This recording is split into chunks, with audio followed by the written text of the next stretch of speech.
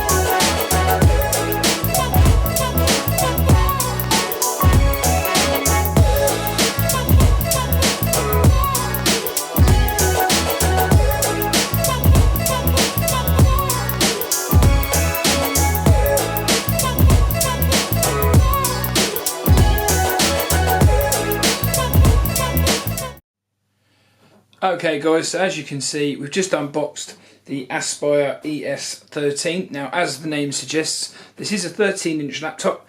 The spec of it is we have the rosewood red, which is the accent colour underneath here. It's got Windows 10 Home. It's got an Intel Celeron processor, which is an N3350. It's got a 13.3-inch HD Acer Comfy View LCD panel, which, you know, it's not bad. It's got 4 gigs of DDR3 low voltage memory, EMC 32 gig SSD storage. It comes with no optical drive, obviously being a 13-inch laptop. It also has 802.11 AC wireless. It's got a crystal clear eye webcam, which it's not going to be fantastic for this kind of a monitor laptop. Sorry. It's got Office 365 1-month trial, so obviously that's not really great. You get a 100 gig OneDrive 2-year subscription though included in the price.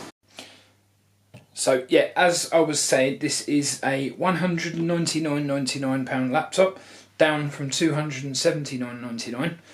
Which, you know, that's a pretty good deal for what you're getting here. I mean, the Intel Celeron chip on the inside is not going to be great. It's not going to keep up with the likes of, say, an i5 or an i7 or anything like that. But this is a low-cost machine, reasonably low weight. I mean, as you can see, it's not very big. It comes with a decent selection of ports. So obviously, as you saw at the beginning, it's got a USB port there, the SD card port there, headphone jack there. You've got Ethernet on the back there. 2 more USBs, one of them's 3.0, the other one's just a normal one, and then you've got a HDMI. So really, you have got quite a lot of ports here.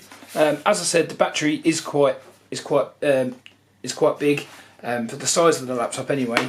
If we open it up here, you've got this nice rosewood red colouring on the inside, as they say. Now, the key travel, it's not great, but for £200, you're getting a fairly decent key travel there. I mean, the exterior along here is like a shaped plastic colour with like a rough texture to it, but it does feel quite nice to type on. I do like the fact that it's got like a two-tone black and red colour.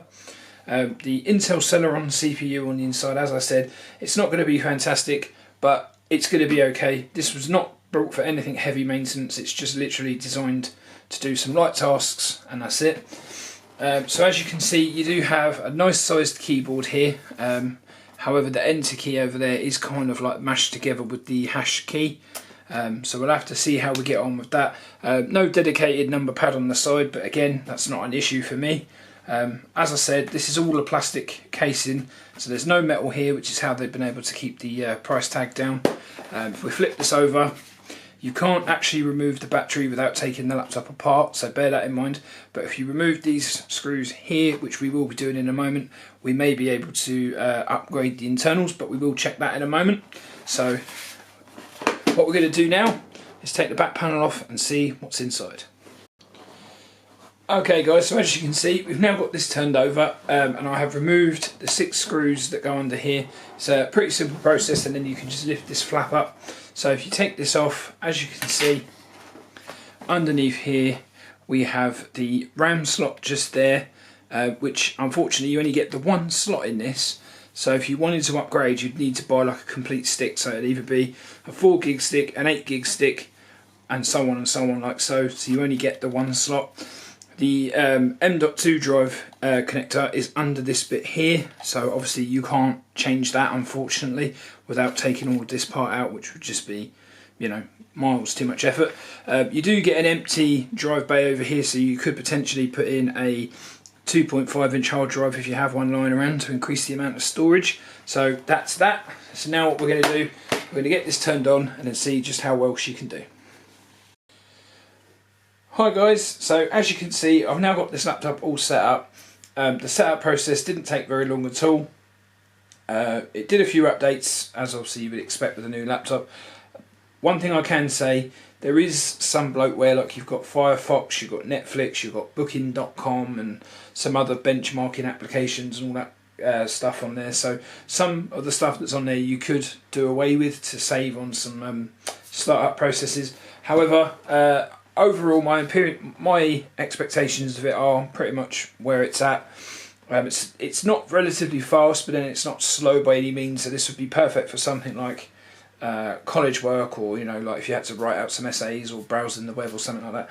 You're not going to be editing any videos on it, and you're definitely not going to be gaming on it because it just hasn't got that kind of capability. The keyboard, if we have a look here, does have some flex into it there. It's not much. It's quite nice to type on. Quite nice. Over here in this corner here, you do have some function keys like home, page up, page down, end, and then like a skip button. But they also function as media keys as well, so you can do things like play, pause, stop, back and forth, etc., etc. Obviously, all the keys up here are the same. The power button is over here, which is a tiny little bit squidged. And because it's located so close to the backspace, where obviously I'm used to a much bigger keyboard on my Alienware laptop, sometimes my finger does slip and tap the power button, which can be a bit of a pain, but I guess it's just a muscle memory thing. Like once you get used to it, you'll get used to it. Over here you have the status symbols, so that's telling you that the laptop's on, and that is telling you that it is charging. So you get a blue and orange status light over there. So now what we're going to do, I'm just going to run the Google Octane test, which I know obviously is now retired, but we'll run it anyway just for the sake of it.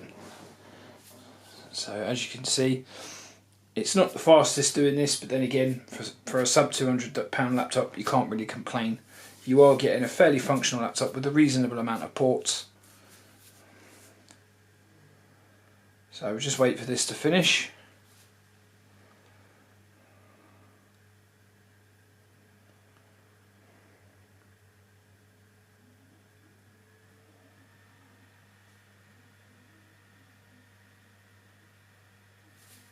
As you can see, it does take quite a while.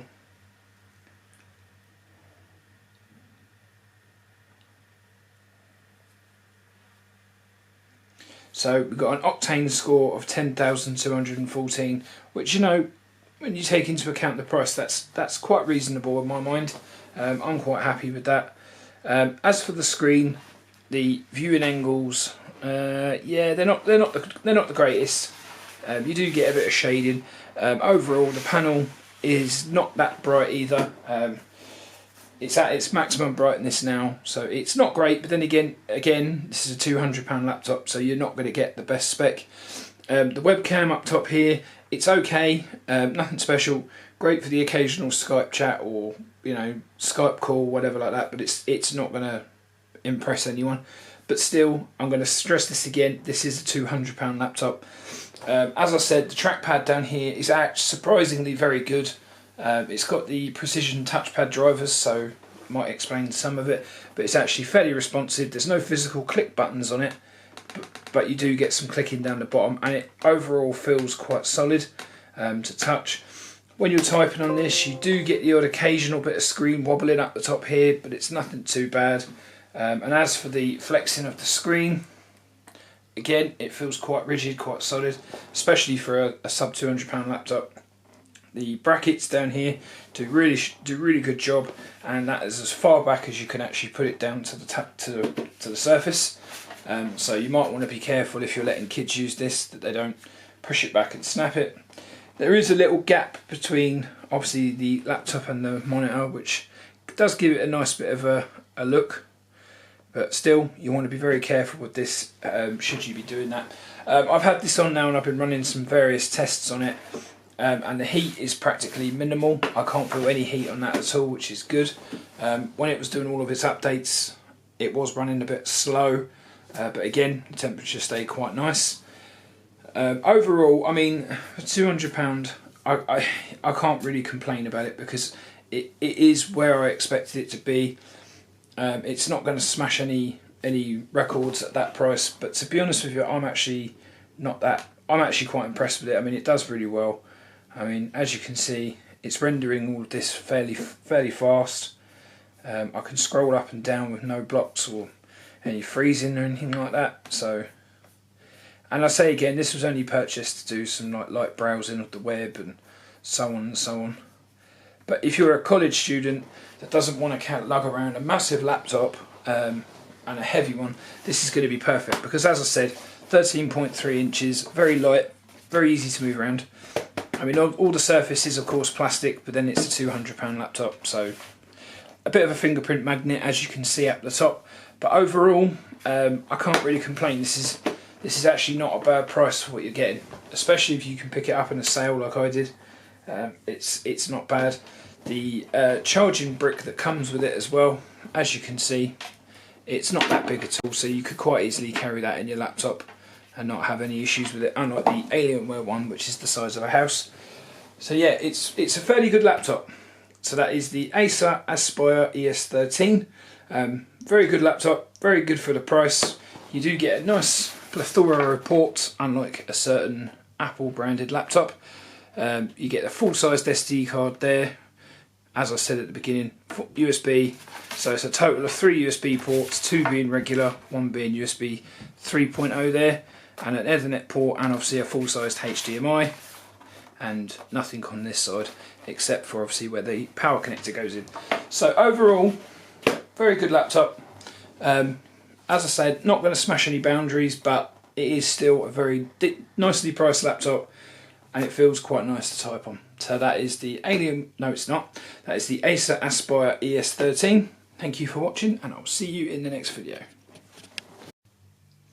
Okay guys, so also with this laptop, as you can see here, as the fact that you only get a 32 gig eMMC drive, they have actually given you a subscription to a OneDrive subscription.